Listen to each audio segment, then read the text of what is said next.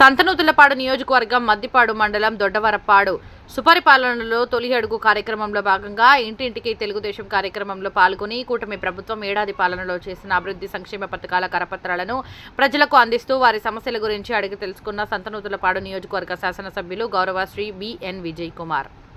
ఈ కార్యక్రమంలో మండల పార్టీ అధ్యక్షులు ఉప్పుగుండూరి నాగేశ్వరరావు, రాష్ట్ర టీడీపీ సెక్రటరీ ఆడక స్వాములు, నియోజకవర్గ సలహాదారులు మండవ జయంత్ బాబు, మండల సెక్రటరీ మందపల్లి శ్రీనివాసరావు, గ్రామ మాజీ సర్పంచ్ గోరంట్ల చిరంజీవి, యూనిట్ ఇన్ఛార్జి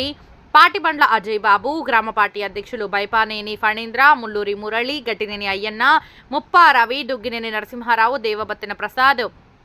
అబ్బూరి శేషగిరిరావు, పొత్తూరి నాగేశ్వరరావు, అద్దేపల్లి దుర్గాభవాని, మొనపాటి రామకృష్ణ, మండవ ప్రతాప్, చుండూరి రఘురాం, ఇమ్మనేయులు, గడ్డం రవి మరియు మండల నాయకులు, గ్రామ నాయకులు, కార్యకర్తలు తదితరులు పాల్గొన్నారు.